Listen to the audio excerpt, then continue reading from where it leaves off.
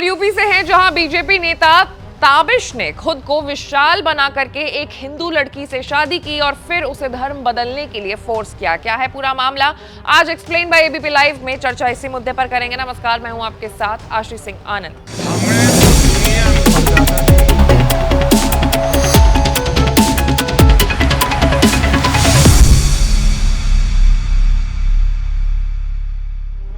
उत्तर प्रदेश के अमरोहा नोएडा से एक लव जिहाद का मामला सामने आया है। यहां अमरोहा के नौगांव सादत निवासी भाजपा अल्पसंख्यक मोर्चा के सदस्य ताबिश असगर खुद की हिंदू पहचान बता करके एक हिंदू युवती से शादी कर ली।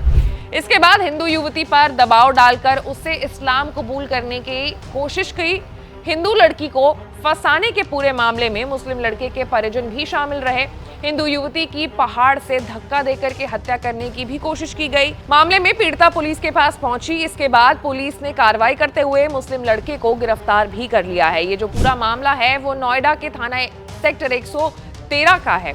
इस थाने में एक हिंदू युवती ने 3 दिसंबर 2024 को एक शिकायत दर्ज कराई है। पीड़िता ने बताया है कि 4 साल पहले उसका एक युवक से फेसबुक पर संपर्क हुआ था। फेसबुक प्रोफाइल पर उसका नाम विशाल था। इसके बाद उससे मुलाकात भी हुई। इस दौरान उसने अपना नाम विशाल राणा और पता अमरोहा जिला बताया।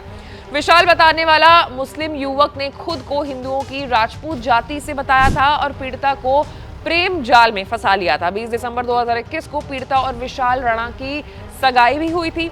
इस कार्यक्रम में विशाल का भाई भी मौजूद था, जिसने उस समय अपना नाम वासु राणा बताया था। 22 फरवरी 2023 को गाजियाबाद के एक मैरिज लॉन में हिंदू युवती और विशाल राणा की शादी हिंदू विधि विधान के साथ हुई। इस शादी में पीड़िता के परिवार और तमाम रिश्तेदार भी मौजूद थे। शादी के बाद विशाल और हिंदू युवती एक साथ रहने लगे। शादी के कुछ दिन बाद विशाल राणा ने हिंदू युवती से कोर्ट मैरिज की बात कही। इसके लिए वो उसे इलाहाबाद हाईकोर्ट ले गया, जहां विशाल नाम की जो सच्चाई थी उस लड़के की वो खुल गई। हिंदू युवती ने जब यहाँ कागज देखा तो पता चला कि विशाल नहीं बल्कि ताबिश असगर उसका असली नाम है। यहीं पर उसे ये भी पता चला कि उसकी मंगनी में वासु राणा बनकर जो शामिल हुआ शख्स था वो वसीम था। जब लड़की ने इस पर सवाल जवाब किया तो ताबिश ने उसे भविष्य का डर दिखा करके चुप करा दिया। पोल खुलने के बाद से ताबिश असगर पीड़िता पर लगातार इस्लाम कबूल करने का दबाव बनाने लगा। इनकार करने पर वो पीड़िता को जान से मारने की धमकी भी देता था। फरवरी 2024 में पीड़िता गर्भवती हुई तो ताबिश ने उसका जबरदस्ती गर्भपात भी करा दिया। इसके बाद परेशान होकर पीड़िता अपने मायके रहने लगी। कुछ दिनों बाद ताबिश पीड़िता के मायके गया और तमाम मिन्नत करके उसे वापस अपने पास ले आया। पीड़िता ने अपनी शिकायत में बताया है कि कुछ दिन तक ठीक रहने के बाद ताबिश उन पर फिर से इस्लाम कबूल करने का दबाव बनाने लगा। जब पीड़िता ने पुलिस की बात इस मामले को लेकर के कही तो ताबिश फरार हो गया और पीड़िता अकेले रह गई। पीड़िता ने इसके बाद नोएडा पुलिस में ताबिश की गुमशुदगी की रिपोर्ट दर्ज कराई।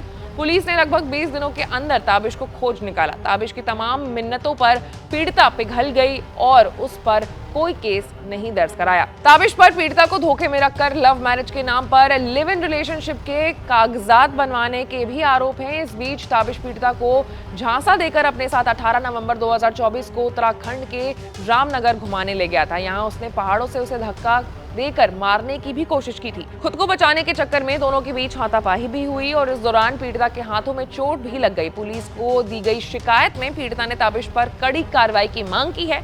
पुलिस ने ताबिश के खिलाफ धारा 323, 313, 506 और धर्मांतरण विरोधी कानून के तहत मामला दर्ज किया है। ऐसे तमाम बड़े खबरों से अपडेटेड रहने के लिए आपको हमारे चैनल को लाइक, सब्सक्राइब और शेयर करना होगा। मैं थी आपके साथ आशीष सिंह आनंद।